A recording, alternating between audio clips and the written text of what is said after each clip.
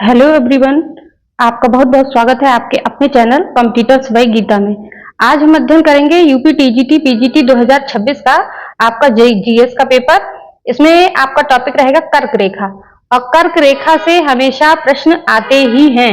ये बहुत ही important topic है और एक ऐसा टॉपिक है कि जिससे आपका प्रश्न बनता ही है।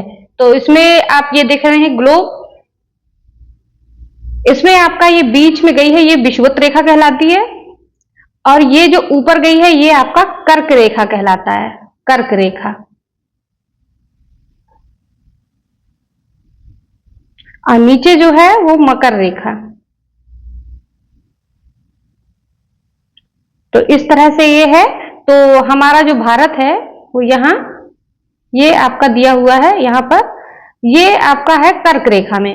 तो हमको मकर रेखा पढ़ने की आवश्यकता नहीं है, केवल कर्क रेखा, क्योंकि आपके जो पेपर में भारत का भूगोल है, विश्व का भूगोल नहीं है। तो आपके जो सिलेबस है उसमें कर्क रेखा ही पूछा जाएगा। तो हम कर्क रेखा के बारे में पढ़ेंगे। तब आपको अब ये जानकारी हो गई कि कर्क रेखा क्या है। आगे देखते हैं।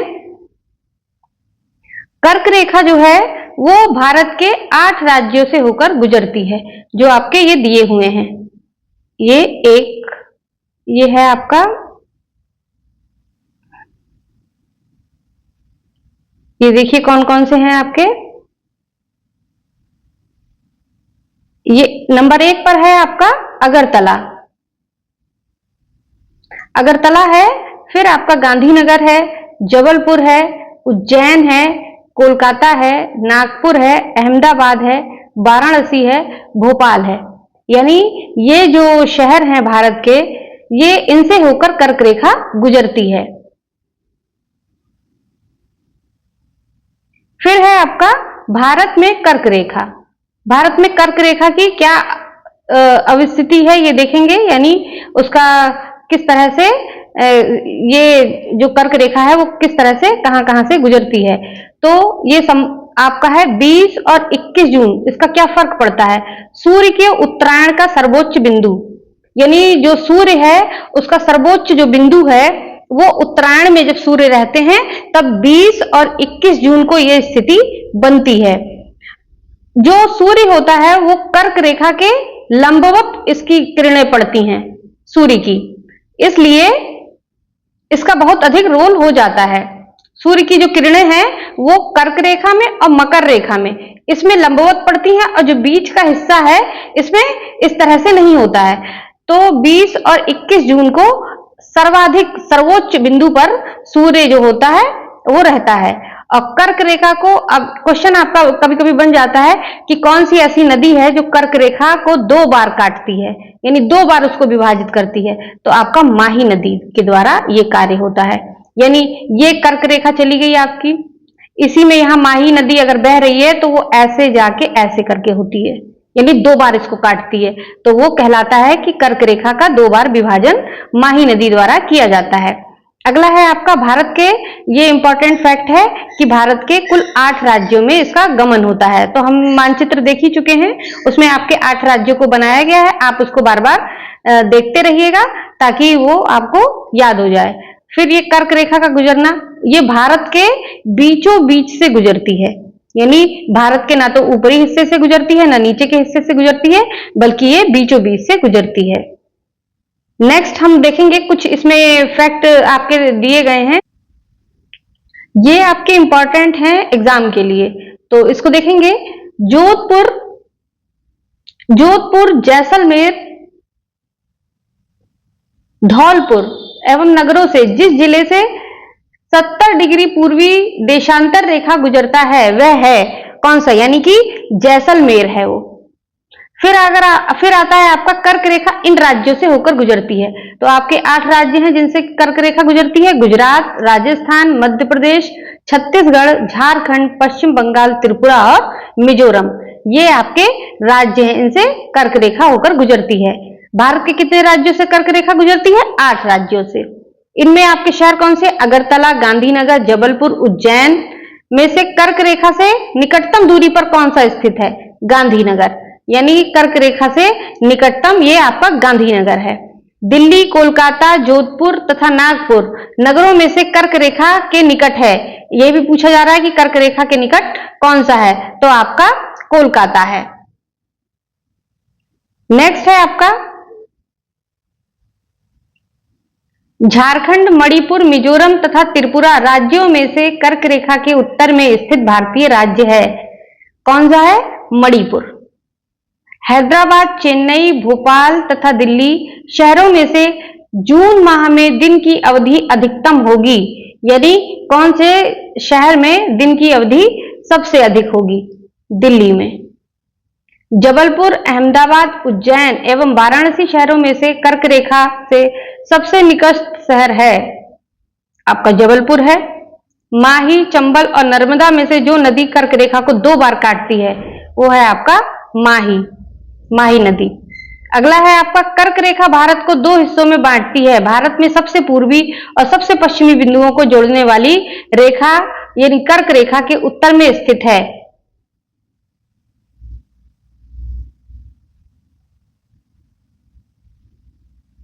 नेक्स्ट है आपका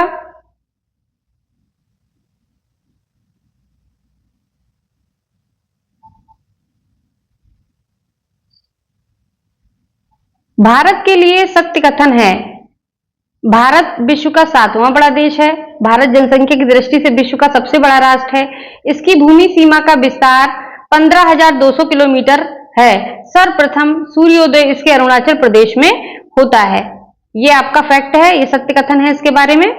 और नेक्स्ट है आपका जब भारतीय मानक समय के याम्योत्तर पर अर्धरात्रि है, एक स्थान पर सुबह का 6 बजता है, उस स्थान की अवस्थिति जिस याम्योत्तर पर है वह है, यह है आपका गुजरात के सबसे पश्चिमी गांव और अरुणाचल प्रदेश के सबसे पूर्वी छोर पर स्थित बालगा के स्थानीय समय में अंतराल होगा लगभग 2 घंटे का। नेक्स्ट है आपका ये औरंगाबाद अब छत्रपति संभाजीनगर का अक्षांश बड़ोदरा और पुणे नगर के अक्षांशों के बीच है। चेन्नई की तुलना में बेंगलुरु की अवस्थिति अधिक दक्षिणवर्ती है। यह आपका सही फैक्ट है। रीवा, सागर, उज्जैन तथा होशंगाबाद अब नर्मदापुरम शहर में से भारतीय मानक समय ISTC देशांतर के निकटतम शहर है रीवा। नेक्स्ट है आपका यदि भारतीय मानक समय के अनुसार पूर्वाह्न के 10 बजे हैं तो 92 डिग्री पूर्वी देशांतर पर शिलांग का स्थानीय समय होगा 10:38 पूर्वाह्न। अगला है यदि भारतीय मानक समय याम्योत्तर पर मध्याह्न है तो 120 डिग्री पूर्वी देशांतर पर स्थानीय समय होगा, यानी आपका 14:30 यानी 2:30। नेक्स्ट आप देखते हैं आंध्र प्रदेश, छत्तीसगढ़, महाराष्ट्र तथा उत्तर प्रदेश राज्यों में से भारतीय मानक समय की याम्योत्तर नहीं गुजरती है महाराष्ट्र से। नागपुर, दिल्ली, पटना और इलाहाबाद से भारतीय मानक समय की देशांतर रेखा गुजरती है प्रयागराज के निकट से। नेक्स्ट है जिस पठार पर कर्क रेखा तथा भारतीय मानक समय रेखा एक दूसरे को काटती हैं बघेलखंड है वो। नेक्स्ट है आपका निम्नलिखित कथन सही है। भारत की मुख्य भूमि का अक्षांशीय और देशांतरीय विस्तार लगभग 30 डिग्री है। पूर्वी भारत की मानक देशांतर रेखा है। मानक देशांतर रेखा के समय को भारत के लिए मानक समय माना जाता है। ये कथन सही है। अगला है आपका जो इंपॉर्टेंट है भारतीय मानक समय IST एवं ग्रीनविच माध्य समय में अंतर पाया जाता है 5.5 घंटे का। बेंगलुरु, हैदराबाद, नागपुर तथा पुणे में से दिल्ली के सबसे समीप के देशांतर पर स्थित शहर है बेंगलुरु। नेक्स्ट है आपका यदि अरुणाचल प्रदेश के तिरप में सूर्योदय 5 बजे होता है तो गुजरात के कांडला में सूर्योदय होगा लगभग 7 बजे। नेक्स्ट है आपका अक्षांशीय विस्तार।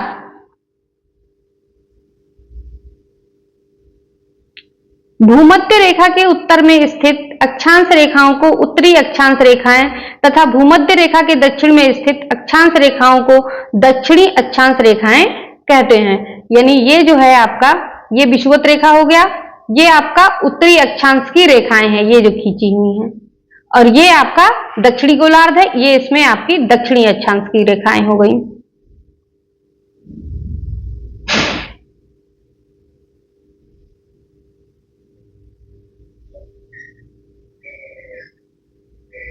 फिर है आपका अक्षांशीय विस्तार जो है, वो अक्षांशीय विस्तार किस तरह का है, ये उत्तरी अक्षांश की रेखाएं हैं, ये आपने समझ लिया। ये आपका विषुवत रेखा है, इसको भूमध्य रेखा भी कहते हैं, ये 0 डिग्री पर है, और ये आपका दक्षिणी अक्षांश रेखाएं हैं, और ये आपकी जो है ये पश्चिमी देशांतर रेखाएं होंगी, और ये आपकी पूर्वी देशांतर रेखाएं होंगी, और ये ग्रीनविच रेखा होगी जो बीच से गई है। अब इसमें अक्षांशीय जो विस्तार है उसमें हम कुछ फैक्ट देखते हैं इसके।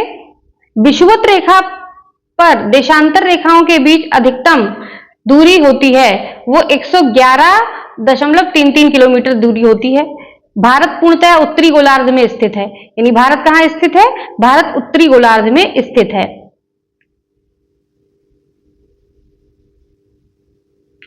अब आता है आपका भारत एवं कर्क रेखा। अब भारत में कर्क रेखा हम पूरा देखते हैं कहां से गुजरती है, ये पूरा नक्शे में हम इसको देखते हैं। विषुवत रेखा के उत्तर में स्थित 23.5 उत्तरी अक्षांश को कर्क रेखा कहा जाता है। कर्क रेखा भारत के लगभग मध्य से गुजरती है, ये देखिए इसका मध्य, ये यहां से गुजरती है, जिनमें आपका देखिए गुजरात है ये, फिर आता है आपका राजस्थान है, फिर आपका मध्य प्रदेश है, फिर इसके बाद आपका छत्तीसगढ़ है, उसके बाद आपका झारखंड है, फिर पश्चिम बंगाल है, फिर त्रिपुरा है, और उसके बाद मिजोरम है, यानी पूरब में सबसे अंत में मिजोरम है। अब हम इसके कुछ एमसीक्यूज करेंगे ताकि हमारा टॉपिक एकदम पक्का हो जाए। अब आपका पहला एमसीक्यू है आपका, ये देखते हैं, कर्क रेखा किस राज्य से होकर गुजरती है? ए ओडिशा, बी बिहार, सी उत्तर प्रदेश, डी आंध्र प्रदेश। आप बताइए इसका राइट आंसर क्या होगा?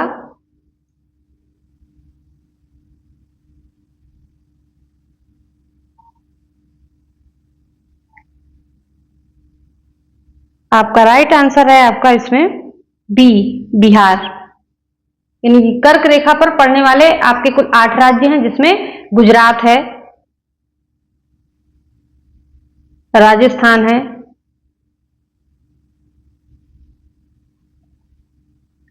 छत्तीसगढ़ है,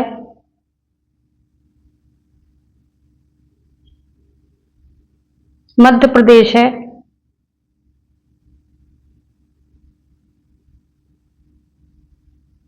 पश्चिम बंगाल, त्रिपुरा और मिजोरम है। इस तरह से आपके 8 राज्य हैं, तो इसमें बी नंबर आपका राइट ऑप्शन है।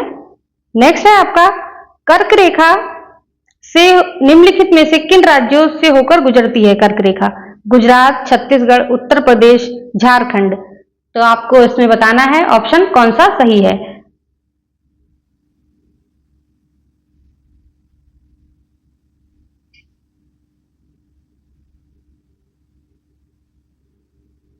आपका ये नंबर राइट होगा।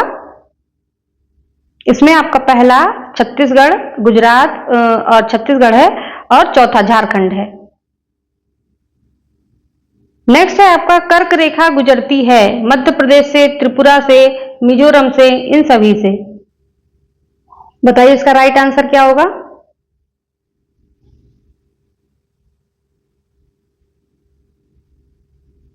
आपका राइट आंसर है इन सभी से, यानी मध्य प्रदेश से भी गुजरती है, त्रिपुरा से भी गुजरती है, और मिजोरम से भी गुजरती है।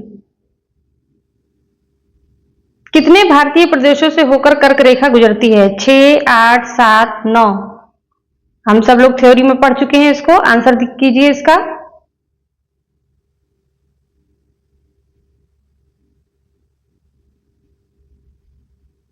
इसका राइट आंसर है 8, बी नंबर राइट है। नेक्स्ट है आपका, भारत का एक राज्य जिससे होकर कर्क रेखा गुजरती है? जम्मू कश्मीर, हिमाचल प्रदेश, बिहार, झारखंड। इसका आंसर दीजिए कौन सा सही होगा।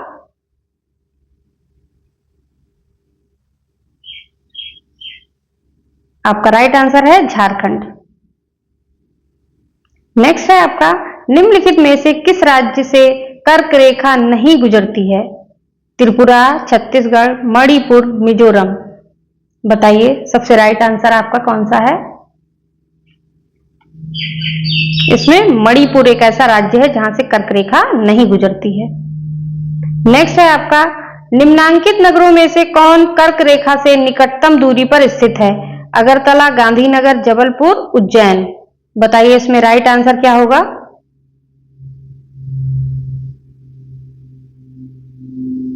राइट आंसर होगा आपका गांधीनगर। नेक्स्ट है, निम्न नगरों में से कौन सा कर्क रेखा के निकट है? दिल्ली, कोलकाता, जोधपुर, नागपुर। बताइए राइट आंसर क्या होगा?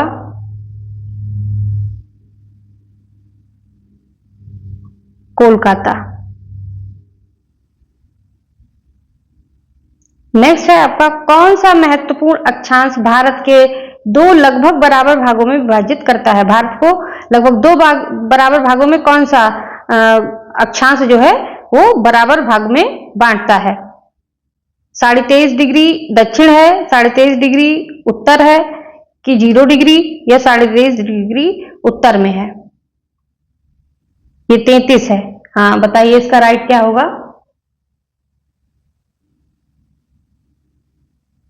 इसका राइट आंसर होगा 23.5 डिग्री उत्तर में है भारत, यानी भारत जो है उत्तरी गोलार्ध में स्थित है। नेक्स्ट है, निम्नलिखित में से कौन सा भारतीय राज्य कर्क रेखा के उत्तर में स्थित है? झारखंड, मणिपुर, मिजोरम, त्रिपुरा। बताइए इसका राइट आंसर क्या होगा?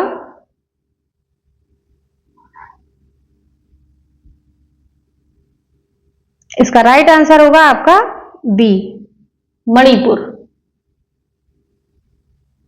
नेक्स्ट है, जून माह में निम्न स्थानों में से कहां पर दिन की अवधि अधिकतम होगी? हैदराबाद, चेन्नई, भोपाल, दिल्ली। बताइए इसका राइट आंसर क्या होगा? दिल्ली। नेक्स्ट है आपका, भारत का एक विशेष राज्य निम्नलिखित विशेषताओं से युक्त है। विशेषताएं कौन सी हैं देखते हैं। यह उसी अक्षांश पर स्थित है जो उत्तरी राजस्थान से होकर जाता है। 2, इसका 80% से अधिक क्षेत्र वन आवरण अंतर्गत है। 3, 12% से अधिक वन आच्छादित क्षेत्र इस राज्य के रक्षित क्षेत्र के नेटवर्क के रूप में है। निम्नलिखित राज्यों में से कौन सा एक ऊपर दी गई सभी विशेषताओं से युक्त है? अरुणाचल प्रदेश, असम, हिमाचल प्रदेश, उत्तराखंड। बताइए कौन सा है? इसका राइट आंसर क्या होगा?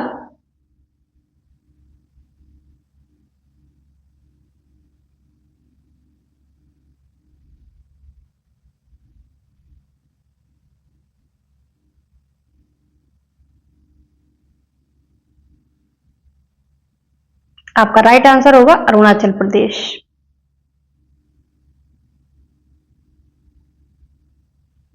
नेक्स्ट है आपका, सिक्किम से गुजरने वाला अक्षांश अधोलिखित में से किस एक से होकर गुजरता है? जोधपुर, जैसलमेर, धौलपुर, नागपुर, नागौर।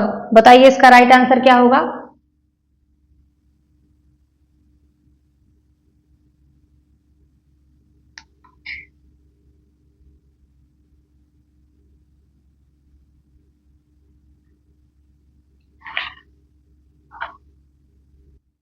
राइट आंसर होगा जोधपुर।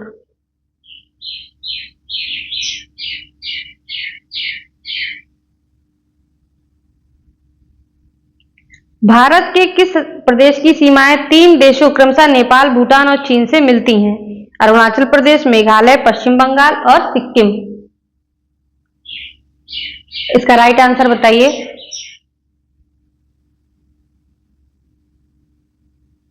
राइट आंसर है अरुणाचल प्रदेश। निम्नलिखित प्रमुख भारतीय नगरों में से कौन सा एक सबसे अधिक पूर्व की ओर अवस्थित है? हैदराबाद, भोपाल, लखनऊ, बंगलुरु। बताइए सबसे पूर्व में कौन सा है?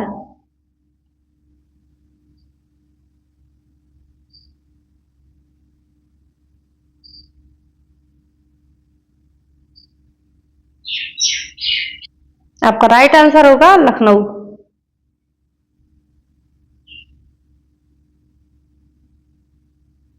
नेक्स्ट है, ग्लोब पर कर्क रेखा भारत के कितने राज्यों से होकर गुजरती है? 4, 5, 8, 6। बताइए इसका आंसर। राइट आंसर है आपका 8। नेक्स्ट है आपका, भारत के किस द्वीप का उद्गम ज्वालामुखी है? कार निकोबार, बैरन, उत्तरी अंडमान, लिटिल निकोबार। बताइए इसका राइट आंसर क्या होगा? इसका राइट आंसर होगा आपका बैरन। नेक्स्ट है, भारतीय भूमि का उत्तरतम भाग है? पिग्मेलियन पॉइंट, इंदिरा कोल, लेह, दुआन लेक। बताइए इसका राइट आंसर क्या होगा?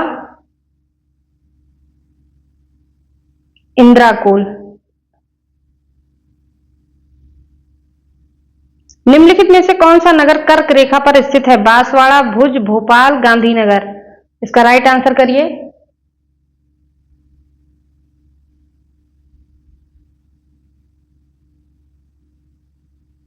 राइट आंसर है आपका बांसवाड़ा। नेक्स्ट है आपका, क्षेत्रफल की दृष्टि से 3 सबसे बड़े केंद्र शासित प्रदेश का अवरोही क्रम? दिल्ली, पुदुचेरी, अंडमान और निकोबार द्वीप समूह। बी, पुदुचेरी, अंडमान और निकोबार द्वीप समूह, दिल्ली। सी, अंडमान और निकोबार द्वीप समूह, दिल्ली, पुदुचेरी। डी, अंडमान और निकोबार द्वीप समूह, पुदुचेरी और दिल्ली। बताइए इसका राइट आंसर क्या होगा?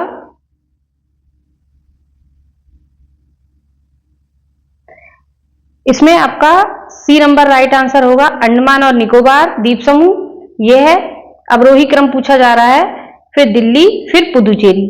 तो इस तरह से आपके ये आंसर्स आप एमसीक्यूज आप लगातार करते रहेंगे तो आपका बहुत अच्छे से जीएस का पेपर तैयार हो जाएगा।